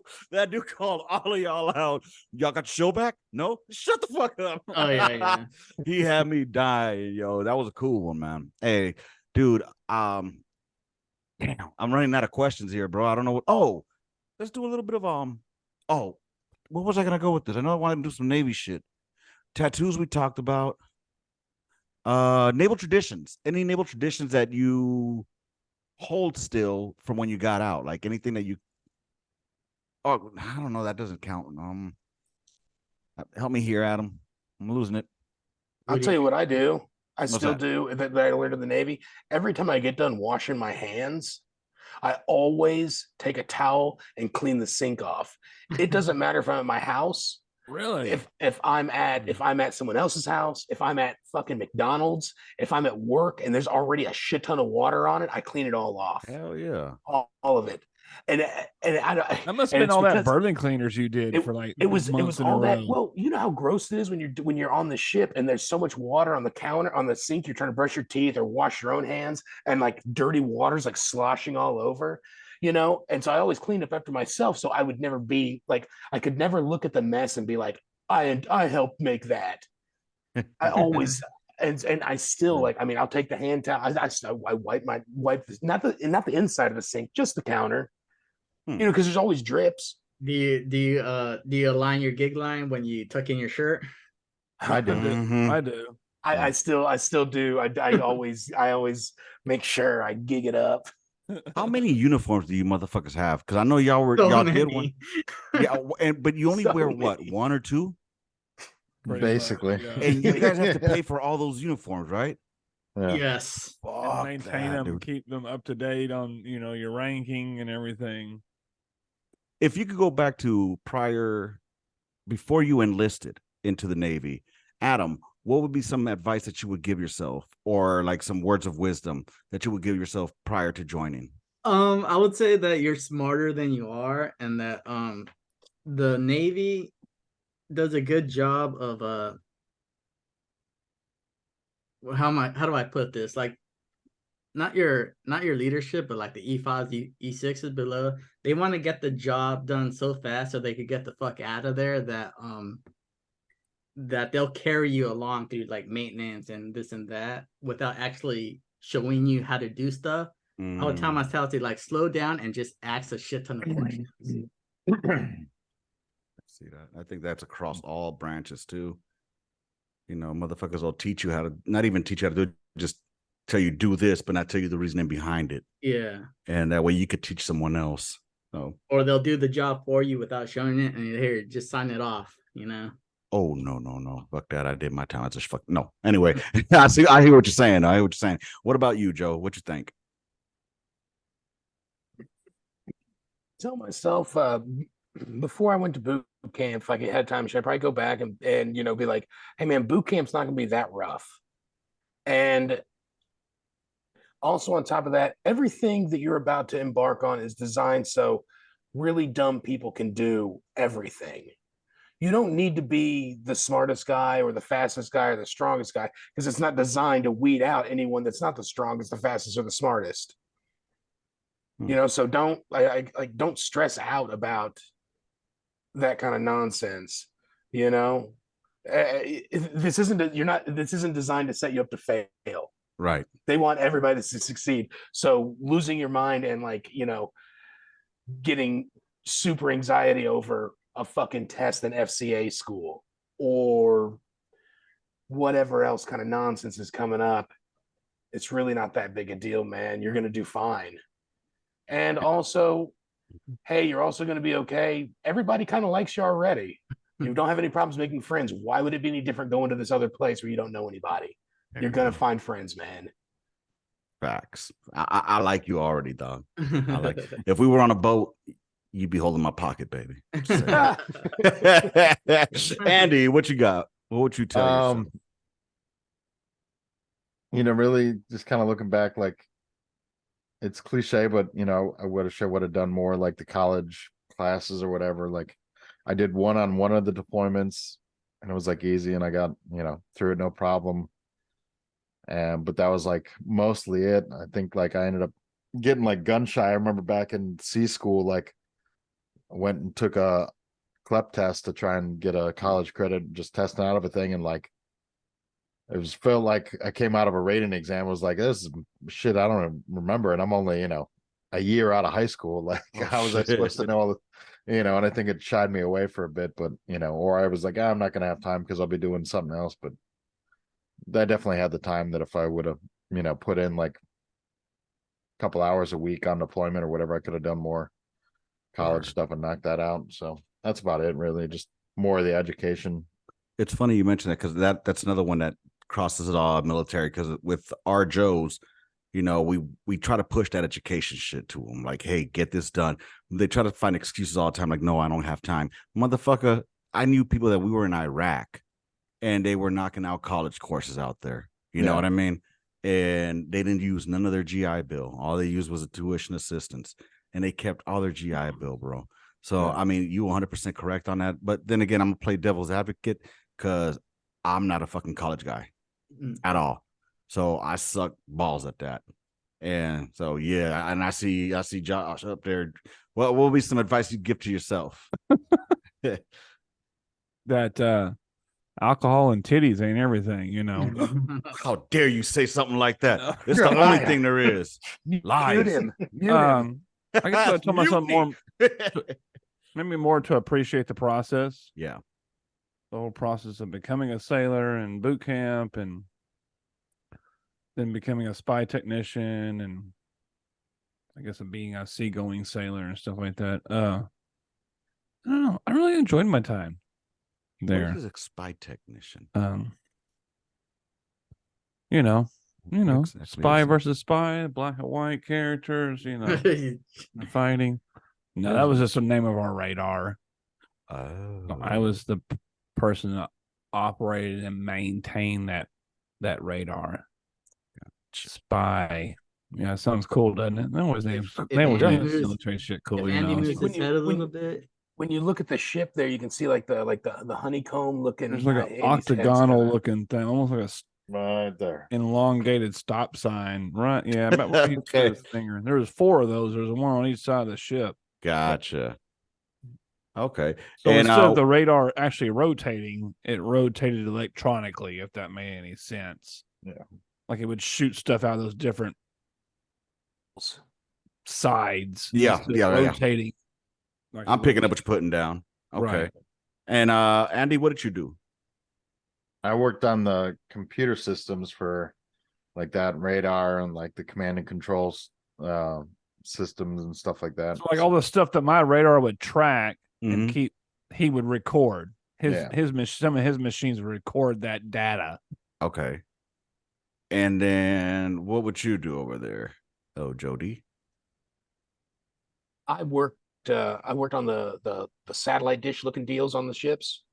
I would say he was on the fun side of the whole situation. He was like one of the directors, the illuminators stuff. Yeah. The directors, the illuminators, I worked on that. And I also did power conversion for the entire combat systems deal. And also I shot CWIS, that R2D2 with an erection looking gun on the ship. So those illuminators, I shot it from a panel at my watch station. I was not a CWIS technician, and I didn't shoot it from the mount or anything. I shot it from down in the combat. Those illuminators that Joe controlled and maintained. Oh, okay. I see what you're saying. Those would illuminate the target with RF that our missiles would hone in on. Yeah. Nice. Okay. You know how that shit works. Nice. And then Adam, what did you do? I was a Tomahawk tech. So if you're watching the video, you can see I brought in the forecastle from the forecastle of the ship. Here are the Aegis radars right here, and then there's 2 on the back side. Here's the Siva's gun mount that Joe would shoot. And then behind the 5-inch gun right here is the VLS vertical launch system. That's where the Tomahawk cruise missiles. This is a half module up right here on the front of the ship. Yeah. On the back of the ship, you had a full module, and that's where my Tomahawk missiles would sit. Is that like that picture over there where it shows that one's like flying out? Is that That's one right probably a SM2. It's an SM2. That's an SM2. Yeah. That's defense missile. Now? Same idea. I also shot those. I never got the chance to shoot one, but we also did. So the Army is very. You were able to shoot those, Joe? Yeah, Your console? that's what we shot. But missile system I didn't know supervisor you had that is. control. I think I just strictly controlled the illuminators and the machine or the computer control. Dude, I hit buttons. Don't you remember me calling out like SM2, tracking on target, or when we ran those little drills when like the world was coming down on us? Yeah. And we had to fight off like every fucking like foreign nation in the war. Oh, That's cool. I didn't know you had that. Okay. So let me The ask. Sea-Wiz is different in that picture, though. Look at that Sea-Wiz. That's It's got Sea that Ram. the or Sea whatever. Sparrow on it. Yeah. Let me ask y'all, when y'all do y'all training, because the Army is very cheap and Jewy when it comes to this. We have like MLRS, the motherfucking multiple launch rocket system. We call them fake artillery because they're not real field artillery. Yeah. Which was my job. I was in the field artillery. So MLRS, every time that they fucking go and shoot the little rockets, they don't shoot rockets. They shoot telephone poles. You know what I'm saying? So is that what y'all shoot too? Or do y'all actually use real rockets? See that shit right there? That's fake artillery, bro. That shit ain't. That These shit are real deal. These are real deal missiles. missiles. Yeah. They And were they're- real deal. Y'all shoot the real shit. Yeah. And how much do each one of those cost? Oh, I have How much were the The- the- Tomahawks? the SM2. Tomahawks I are a don't million think a is shot. Tomahawks are more SM2s are expensive like- than SM2s. I think SM2s are cheap Yeah, in comparison. 250,000 or something. probably less than that. A house. Really? SM2 is probably like, I don't know, 20, 50,000, I bet a shot or something, Feel like that was cheaper. Yeah, like Tomahawk was like $1 million a shot or something, I want to say. God damn. And I don't remember the exact loadout of everything, and it changed. I mean, I guess every once in a while, but It depends, yeah, depending on where you were going. you didn't have like we didn't carry like 20 Tomahawks, did we? Yeah, we did. 40? Sick. We shot 60? 32 in Iraqi freedom. Oh, really? I didn't realize there was I mean- 32. I guess I need to do my Donald Cook history. But how many? Well, I was there for it. How many would it do? I mean, I don't know if you know if that's fucking information you can really even share. How Mhm. many? How I mean, many we probably had held? like 40 or 45, 50. 45, maybe? yeah, maybe or something. Then the rest was SM2. And But then SM2s, and there was there vertically? Did we have harpoons that we could? yeah, we the had 8-hour Harpoons, harpoons. yeah. Yeah, we had. Yeah, there was. Okay, that's what it was. There was a small amount of harpoons. Right. But the Okay. harpoons were in the canisters, so that was different. And they But were yeah, ship to ship. They weren't DDG ship was- to air or ship. They were, Yeah. ship to ship. When was the last time that the Navy was involved in a battle that was ship to ship? You'd be stupid to attack a naval I don't think- US yeah, I don't Navy think it's a ship good these days. idea. You'd be like Yeah. ignorant. I mean, I you don't know, gotta be probably- stupid. Look, Adam over there fucking Googling like a motherfucker right now. Probably like- I was gonna say sometime in World War II or maybe Vietnam. Yeah, well, Nam would have been more like small craft, like river boats and some of those kind of things. That You brown. don't think there would be some one, ship to Navy. ship? Yeah, But Hmm. I mean, But- Korea. Ah, I bet it was the Forgotten War. well, there was probably shooting onto land, but not ship to ship. yeah, I mean, Yeah, the gunfire's Chinese. Well, for- did the Chinese have a? I don't know. yeah. True that. Probably World War II was the last true naval warfare. The Battle of Lady Gulf, Was it? Really? No 26 shit. October 1944. Nice. So World War II, yeah. Damn. Last See, time the and, Navy and you know, mattered. and now we're like the butt of jokes and everything. But I mean, Look, So we on the talk a lot of welcome, shit about America. y'all. You are We- welcome, America. Yeah, Yeah. I'll tell you this: we talk a lot of shit about y'all. We really do. But in all honesty, y'all in the Air Force are the ones that are gonna be fucking bombarding the fuck out of everybody before anybody else goes in. But we'll still talk shit because y'all aren't really there. Oh, yeah. You Oh, pushed the yeah. button. That's like those You know, and motherfuckers that I fly guess those when you're- planes, bro. Those you know- drones, and they claim like, oh, I have it so hard. They try to give these motherfuckers a medal, bro. Yeah. I don't know how y'all feel about that, but I know I was a bit salty. Like, wait a minute, these motherfuckers are gonna get a medal for fucking being in a goddamn tin can half a goddamn day and then going home afterwards. Yeah. Meanwhile, I'm over here getting blasted at, getting blown up, going to sleep, and praying I don't get blown up while I'm asleep. Nah, they could go suck a fat dick. I'm on your side, man, on that. Like I don't know. I think is the Navy a joke with medals? The guy killing a guy killing somebody that he can see versus the guy that's like hanging out on like Colorado Springs as he's running somebody down in a limousine that's riding around an airport in Afghanistan. I'm like, I don't know, dude, if that really counts the same. He's like, I got 212 confirmed kills. Like, bro, I'll tell you, and then he goes home and he plays Modern Warfare for another 8 hours. Exactly. That's his real hero shit. I'll tell you the funniest thing I remember while my deployment was in 2010. We were in Mosul, and they were changing it from Operation Iraqi Freedom to Operation New Dawn. And when they did that, motherfucking Barack goes on there talking about, we have put an end to all combat operations. And I'm sitting in Mosul getting ready to go on a mission. And I'm like, did I not get the fucking memo? Because I'm getting ready to go out right now. You know what I'm saying? So, fucking, I hate how they just name shit operations or it's not combat. Motherfucker, I'm getting blown up. Yeah, it's combat, bitch. Yeah. But anyways, dude, how do y'all feel? Did any of y'all ever want to go like any submarine time or anything like that? Fuck no. Really? Not really. I did some time in Groton, Connecticut, when I was between schools for like 2 or 3 months or something to do like just gate guard duty. Mm-hmm. Groton's is the sub base. Oh, okay. In Connecticut, and my roommate was an E5. It was a submariner. He was there for a school, and he was an odd character. But I mean, that might have been just because he was a weirdo. No, I met a submariner one time on watch out on the end of the pier, and he was an odd fellow too. I know submariners are just odd people. Strange, but it's a different world. Like some of them are pretty high speed. Depends. I do know that when I was on the end of the pier with an M60 or whatever, that every once in a while you'd get the guy from one of the submarines would come up and bring you like whatever meal they cooked that night. Nice, so you got a Navy meal or something. So that was cool. But there was a lot of weirdos, and I couldn't. I'll tell you, there was a bunch of dudes that I was also in this like gate guard duty shit with that were waiting on schools to become submariners. Like they were like brand new, they were like real booters, and and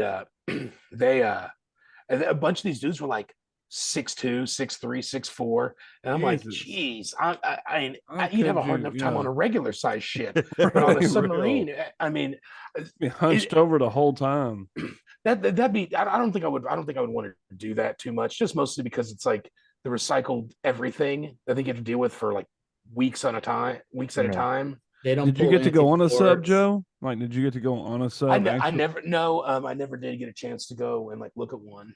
Me either. I would like to have done that, but I think that if I would have joined the Navy, that's what I would have done. I would have wanted to. I probably wouldn't have because you probably need a clearance to be on those motherfuckers. You get more money. Yeah, but I couldn't get a clearance. I couldn't get a clearance, Chief. I had a felony. So I always thought was crazy. They smoked cigarettes on those things. They had like a little smoking deck on those little things, a little smoking box. That's crazy. I guess it would purify the air somehow. Shit, well, I mean, you know who weren't really good submariners? Those motherfuckers looking for the Titanic. They didn't make it too well, y'all. So let me ask y'all, if you had a chance to join the Army, do you think that you would join? And if so, what job would you take? Would you want a combat related job? Or go ahead. Hit me up, Josh. Hey, the Army, the cool thing about the Army, man, they cover all kinds of stuff. I would have definitely done something with like comms or computers or like setting up comms for the, the army in the field or something like that. Something I can maybe transition into the civilian world with. But yeah, the army, they do all kinds of crazy stuff. They just do everything. They jump out of planes. Do y'all have your own boats or your own? And you They have your got own they got tanks? some divers as infantry well. and- So I think they No, I got always- boats too, but I always honestly, love watching y'all fire those big guns, the big cannons. Boom! That whole this team guy that right goes here, in, baby. it's awesome. that's this guy. I But fired yeah, I would fucking totally done something with like computers. I know they do I know there's like when they go sit up in the field, they have to have like communications, Mhm. and somebody has So, to set all that See, up. I and could already maintain see all they that would have and caught stuff. your ass and you would have been what's called a 13 Delta Fire Direction Center. That's a 13 Juliet now. And what they do is they are the brains of the field artillery. They work with computers. They gather all the data, get the azimuth of what we're gonna fire. We're just a fucking muscle. Well, so that's So the whole fire control. That's the whole fire control Mhm. problem, right? That's what that's where our Yeah. rate comes from. Is that solving that problem? Yeah, they get the fucking the mission and the solution. They do all the computer stuff, all the commo. Y'all just tell us where to point the fucking gun and shoot. You guys ever get to shoot those guns on your fucking on your book on the cook? Yeah. Really? I'm talking about that little main gun in the front that I Not see. the 5-inch. 5-inch Yeah, gun. never shot that. I mean, we didn't personally, but I mean, I know I went down like into the mag to help load up and You stuff should like see that. trigger So, on it. Well, how big are the rounds for that bad boy? the 5 inches and- projectiles, what, 45 pound or no, 50-pound projectile, and like the powders were like 35. So I have here. This is a replica of a 105 millimeter. It's about normally if it was real, it'd be about 50 pounds. And Similar, a little bit different size, but similar basically. this here is the canister. So the powders go in here, Yeah. round goes up here, and then just a big ass fucking bullet. Right. Right. Yeah. Oh man, that shit is so beautiful when you get to shoot it, bro. Our canisters were pretty tall. We used to make We used to make ashtrays out of them. The big tall ones. They were like Nice. 3 feet tall, weren't they? Who, They're good size, Who- whatever they were. Yeah. who was a 5-inch tech? I'd like to connect them with Lopez. I think that'd Goodman, be interesting. Yates. This uh, was a Russian one. Well, this is the one that we used in Afghan. It's 122 millimeter for the D30 howitzer. yeah. I took this from them after we fired. My job was to train those fucking monkeys on how to shoot artillery. Yeah. Oh man, but I tell you now, what kind of little goodies do y'all have, like keepsakes? Do y'all have? Did y'all take anything? Oh, you know what? I probably can't even ask if y'all took anything from the boat, but I'm sure y'all probably do. May or may not have taken something from the boat for your time there. Was that the only ship you guys served on? Yeah. That was my only ship, yeah. So do you only stick to one ship throughout your whole career? No. Because the homeboy that you guys had on there earlier, he said he served on the aircraft carrier, and then Right. he served on the cook with y'all, right? Yeah. Yeah. And then went to I know for Right, us right. spy guys, the spy techs, the spy guys, that ship was only that system was only installed on 2 different ships. Oh wow. It was on the DDGs, on the cruisers. So that was the only 2 choices besides going back to school and teaching Oh fuck that. the young guys how to Since do y'all stuff. And So let and me it was ask the you- same with my job. It was only yeah. I guess So Andy's too. Our Yeah, all they system just was is only only all the spy DDG, guys. Yeah. CG. yeah. We couldn't go Yeah. on submarines or carriers anyway. Right. Adam, you knocked out 10 years, right? Yeah. Josh, how many years did you knock out? Just 6. Just 6. 6 is more than. Well, how about you, Josh? I Oh, did not 6. Josh. Andy and Joe. Yeah. 6. 6 and 6. Right on. So, hey, any fucking amount of time is still time that you did. You did more than 1% of this motherfucking country does anyway. So Yeah. they can go all suck a fat nut. With that said, I mean, do you find it like at times I do personally, I find myself missing it a lot. I wake up. Different things about it. It's been 8 years that I've been out, bro. 8 years. I got out in 2015. You know And what I miss the most? There's 2 things I miss the most. I miss my camaraderie. Mhm. Miss that team mentality that we're all here for a common goal. That I right have there. yet to find that in the civilian world, even at some of the best companies I've worked at. I mean, I find it a little bit, but it's just not at that level that it is in the military. I love that team mentality, and I just get that camaraderie. Like I know we don't sleep in the same area, but I know there's a lot of coworkers. I'm like, man, I got your back no matter what. Mm-hmm. So let me ask y'all. With that being said, how do you go about it? And I don't know if you guys struggle with this, but I do. Finding purpose in what I do. All right. I know that this is taking shift like a different shift here, but I find it ever since I got out of the military personally, I found it difficult to find like purpose in what the fuck I do. Because at least in the army, I may have just been a cannon cocker, but every day I had a specific fucking thing that I did that I knew led to the bigger picture and the success of the mission. And out here, I try to find that, but I found that it just didn't complete me, bro. It felt like I was just on a fucking a hamster on a wheel that wasn't Not going fast accomplishing nowhere. anything. Yeah. Yeah, No. bro. So have you guys experienced that, like your self-worth since you got out? And if Well, that have was you had any something I really challenges? that one. I'm sorry I'm speaking. No, you got it. If Go anyone ahead. wants to speak. That was something I really dealt with a lot when I really got out. And not sure what to do, and I really wanted to continue to serve my country in some kind of manner. I really felt that deep about doing that. I just didn't feel like being in the military was that. Mm-hmm. So I'm an educator now, so I chose that as my profession, and that gives me so much purpose, almost as much as the military does.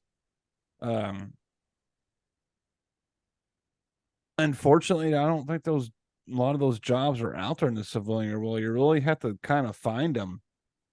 But yeah, I wanted to continue to do something that gave me a purpose. I can't imagine doing anything else.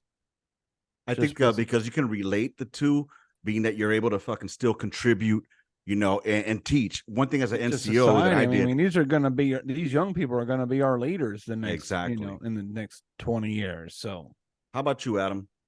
I think that's very true as far as when service members get out of the military, you do have to find purpose. And then I was just thinking back, my two favorite jobs is I was able to, even if it was within my own head, I found purpose. So like one of my first job out of the military, my first real job out of the military, I was a fire alarm programmer, and the company I was worked for held the contract to Fairfax County up in DC, and I just felt like I'm doing my job is protecting these kids. So that's how I kind of align my goals with the company's goals, and I found value in that. I found that I had a couple jobs in between where they were good, but like I didn't find that fulfillment. And now I'm a service engineer for a biotech company right now, and their instruments are trying to cure cancers and other diseases and stuff. So that hit me really hard. Like, yeah, you do have to find purpose in your job, and if you can't find purpose, and especially coming from like a military like we are, then yeah, you're probably not going to be happy, and 100%. you got to figure that out. Yeah, so I think finding purpose in your job is half the battle. Oh yeah, yeah, dude, 100%. Because one thing I did realize being out, that no matter how well you're being paid, if you're not happy doing what you're doing and you don't find purpose in it, you're gonna be miserable. And that's where I found myself.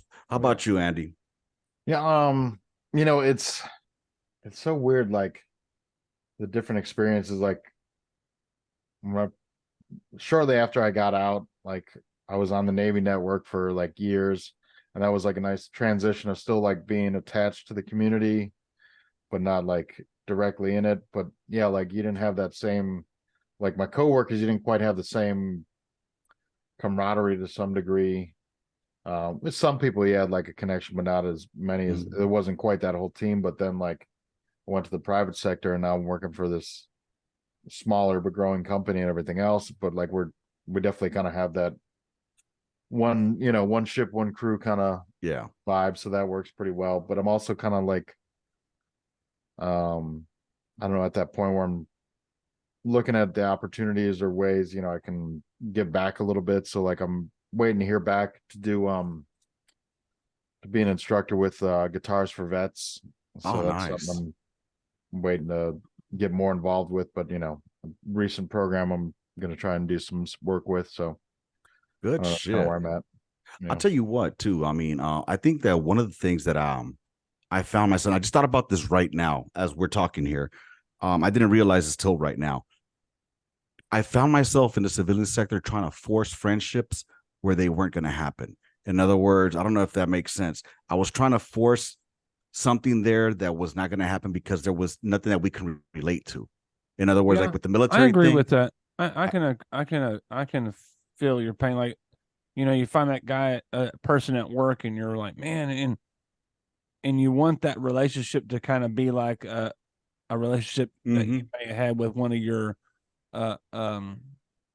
fellow shipmates or fellow troops, right. or fellow soldiers. And it never gets there because you just don't have that stuff in common that you had with those fellow soldiers and fellow sailors. Mm-hmm. What you think, Joe?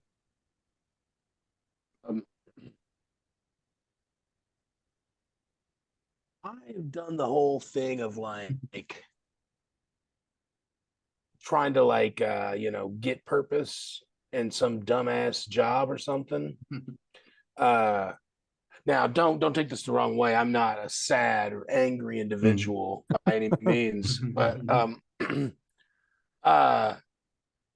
yeah, I feel like I'm just like one of like the lost, if that makes sense.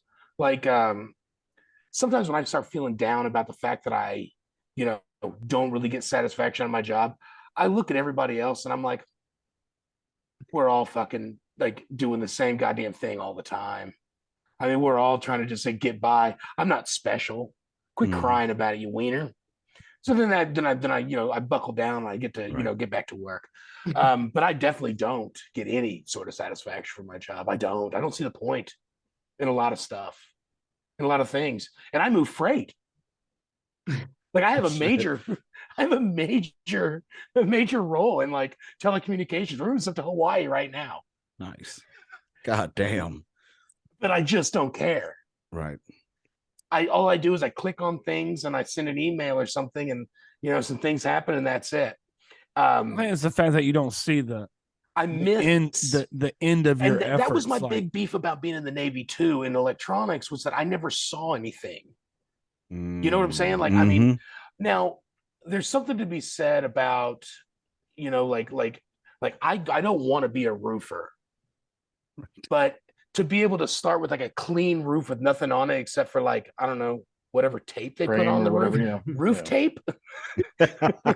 Is it called roof tape? I have no idea. And then we're probably going to get clowned by all these roofers out there. And I'm okay with that because you guys don't know how to use whatever I do at my work.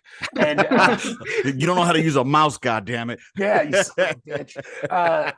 But to be able to start in one corner and then and then be like, man, shit, I'm just get one more row done, and then I'm gonna eat this sandwich and have my orange slices, and then I'm gonna get back on the roof and I'm gonna hammer out the rest of this stuff. Right. You see something happening.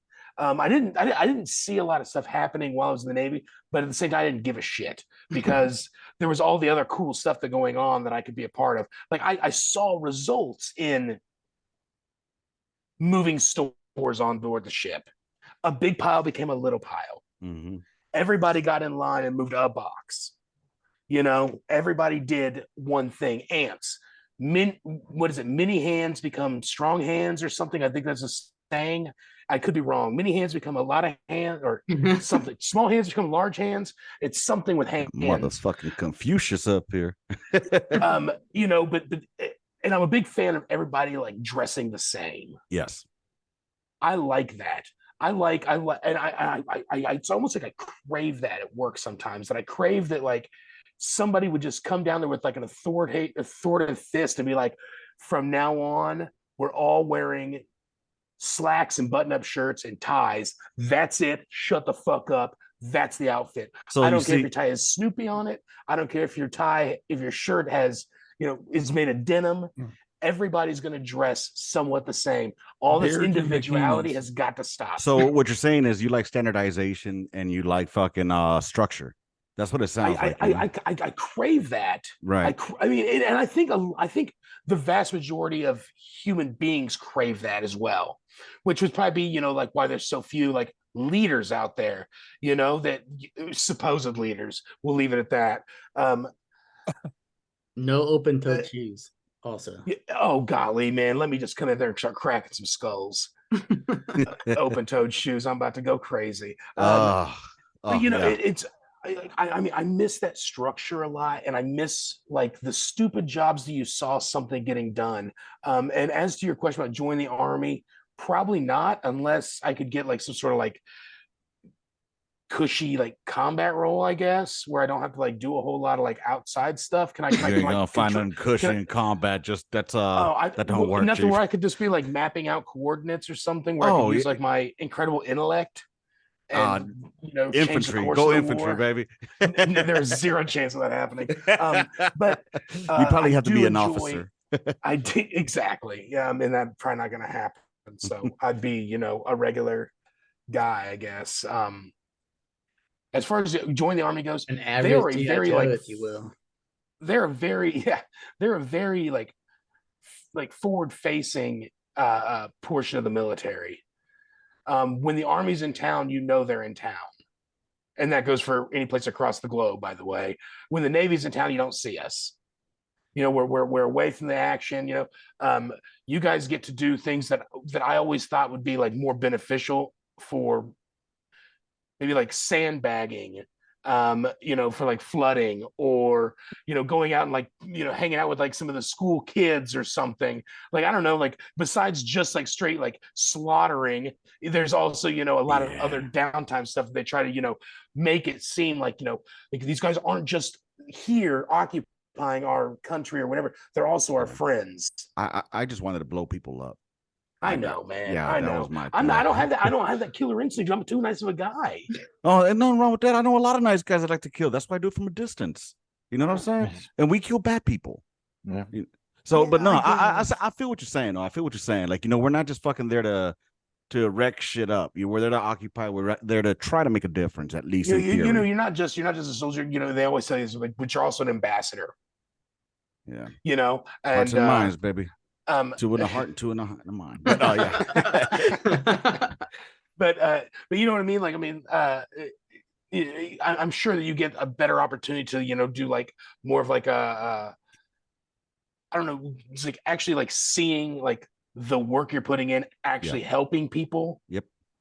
And you're 100% on that. And I don't mean it to be, like, oh, you're out there just fucking painting schools in the army. Like, I know you're not doing that shit, but we don't, we pull in for a couple days in port and they're like, oh, I'll spend a whole day doing humanity for Habitat. Bro, I'm 22. I ain't doing shit. But if I tell you what, if I'm on this base for 2, 3, 4 months and you start tossing these ideas out, I'm more apt to do that. Right. Don't give me 72 hours and tell me that 24 of those I need to go over there and fucking, shellac a school. Bro, if you give me 72 hours in the port, I'm going to spend about 50 of those getting fucked up and the other just hungover nursing it. That's all it is, man. I mean, that's not all it is, but I mean, it would be the majority of it was definitely, tying one on after you've been out to sea for 2, 3, 4, 5 weeks or whatever. Bro, I would be the permanent E1 through E4 in the Navy. Either that or I'm that motherfucking NCO that made it up there, that E6 that's going to be permanent E6 till he retires because he's just trying to look out for everybody and skate on through, baby. But nah, dude, I completely get 100% what y'all saying, man. I think we all have the same thing in mind, that we like to see the end product of our fucking labor. And that's one of the problems that I had in my job, my line of work. It was all metrics. And I really didn't feel like I was doing anything. There was nothing that I could see to completion. That's why I found like fucking, this is going to sound gay as fuck, which y'all don't mind, but baking, bro, because you're making something out of nothing and it's done in about an hour or two and it's fucking, you're done to completion. You know what I'm saying? I'm just saying, I think that shit's pretty fucking badass. I need some bread tips, man. I'm trying to get that stuff to rise. Ah, shit. Have you tried doing some of that? Or that'll make it rise, baby. No, YouTube. YouTube has been my best friend. You know, this is gonna fucking sound retarded, y'all. I don't know how y'all feel about cooking, but HelloFresh. Yeah. I buy HelloFresh, and that shit it makes me feel better cooking, bro. But anywho, I've been taking a lot of y'all motherfuckers' time already. I don't know how long we've been on here, and I could keep on going for another hour, but unfortunately, it's late out here, and my wife's already fucking bitching at me. We need to do this again. I really, really think we need to do this again because I think it took us a while to get into our groove. Yeah. And we finally got into our groove. You know what I'm saying? Yeah. So we need to redo this again sometime. Gentlemen, I thank you for being here. Hey, how much money is it going to take for us to see you shave that beard off, bro? Me? Oh, man. It would take a lot, dude, I think. I don't know. Dude, I saw We'd you have to do like a fundraiser for charity or something like that, Right. maybe. Dude, I saw you put on your Old Navy top. Yeah. All that and that shit. I'm not gonna lie, bro. You look pretty fucking badass, bro. I wear it every now and then to school and everything. All you needed was the Cracker Jack hat, bro. Mm. And you would have been on point, dude. I mean, I give y'all props, man. We might talk a lot of shit amongst each other, but we all are brothers in arms at the end of the day. I will gladly get into a fight for any of you motherfuckers and whoop some ass and then clown y'all afterwards. I remember one time that we, as the spy guys, were working with some of the Army guys with the Patriot missile system. Mm. Yeah. Like somehow we were able to like actual track the targets, and then y'all were able to put missiles on the targets from our tracking. Somehow that was integrated. I don't know exactly how that was. Do y'all remember that being the Army guys being on board? Not really, but I know that like my computer system is very similar to what Patriot missile uses. So like that was always a blue to green thing or something. Like Drew would probably remember. I could go over and be like a Warren or something and work on Patriot. That was happening. Let me ask y'all something, man. All those times that y'all were out to sea at the dead of night, did any of you motherfuckers see any UFOs? You know, wanted to, but you know, that's a good question. I never saw anything, and I would go out. Boy, that would be the best place to look for stars. Mm-hmm. You know how dark it is out there in the middle of the ocean and away from land. Crazy dark. I don't think people understand what darkness is. Like, I mean, it's so hard to explain when it's completely, when it is so dark that, I mean, you can't even see the outline of your hand in front of your face for at least good 3 or 4 minutes. I remember sneaking out onto the flight deck and like when it was closed off or whatever for, darkened ship, and going out there and smoking a cigarette and thinking I was breaking, well, obviously I was breaking all the fucking rules, but right. It just being so dark. I mean, you couldn't walk around. You'd fucking die. Yeah. You'd for sure fall down, trip over something, or fly over the edge, and no one would ever fucking find you again. Last question before we go. Did all y'all know how to swim before y'all joined the Navy? Oh, yeah. Yeah. I was in Kansas. Before I joined the Navy. Mm-hmm. No. Okay, finally. Woo! One on my side. There we go. And that's something else weird. You'd be surprised at how many people don't know how to swim. Yeah. And you I really mean, don't need to know how to swim to be in the Navy. I'll tell you what. Really?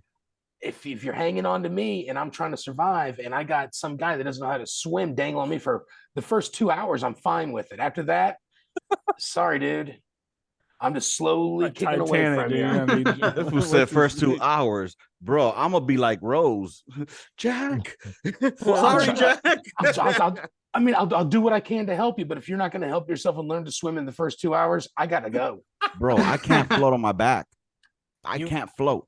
You'd figure it out. They throw babies in the water at like 6 weeks old. They don't give salt a water, shit. You'll float. And that salt water. Float once I stop breathing. You can just take your pants off and fill them with air and tie the legs together. There you go. All right, gentlemen, I appreciate y'all's time. I'm gonna go ahead and wrap this shit up right here. All right, so hey, Andy, Joe, Josh, Adam. Fuck, I'm not used to first names. I'm sure last names I would have them in a fucking heartbeat. Right. Name, I got little nicknames for all of y'all already in my head. So, man. Anyway, huh? I don't want to know them. Oh no! Well, we got Happy Time Harry over there. Right. You know, and you got Freight Train over here. You got fucking old Sinatra there, old Blue Eyes. Yes. You know what I'm saying? I won't tell you yours to maintain the dignity of the podcast. Nah, dude, honestly, thank you all. I just want to say fuck the Raiders and fuck the Cowboys. I had to throw that out there. Go Pack, go. Packers, baby, all day long, all day strong, baby. I'm a Chiefs guy, man. Oh, of course you are. Y'all have a nice fucking stadium, I'll tell you that. I've been there. What the hell does that say? High Priest. Yeah, no, Priest Priest Holmes. Holmes, bro. Oh man, yeah, that Priest Holmes. Anything with the priest in it, I ain't trusting. I done seen the news. But anyways, y'all, thank you all for Catholics. everything. I hope that we could do this again. I really do. Yeah, we gotta I do come it. to y'all's or y'all come back over here. And I really, really had a great time. And I don't have anything else, man. Just make sure people out there, if y'all still listening to us, I appreciate y'all. Go check out the Average G.I. Joe podcast. All right. Get all 40 of my listeners. Go over there. It'd be great. Yeah, I have a very small. I keep it real. You know what I'm saying? I know I got my 40 consistent motherfuckers that listen. I love you all. We're slowly growing because YouTube will not populate or throw my shit out there because of the way I speak and say things. I don't hold my tongue, y'all. Anyways, thank y'all for everything, y'all. With that being said, I will catch y'all on the Can I gun throw a line. plug in there real quick? Yeah. What plugs we got, baby? Also, tune in to Semen on Film on YouTube. Forgot about that. What's your Semen next Semen on on film? Film. And what movie are y'all doing? Doing I I want to Dragnet. jump in on this next one, man. Which one y'all doing next? Next Semen on Film is Dragnet.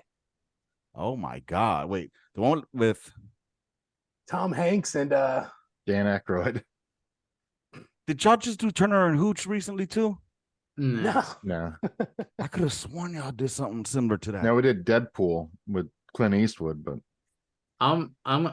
I'm several months behind on getting those videos out. yeah. It happens, bro. Oh, Hey, okay. we all got busy lives. You know what I'm saying? So the fact that you guys were able to fucking make this happen, I appreciate it. I'm fucking retired. So retired. I said retired. All right, not what fucking Josh looks like over there right now. All right, y'all. Rounds complete. End of mission. Gun line out. Bye, motherfuckers. March order.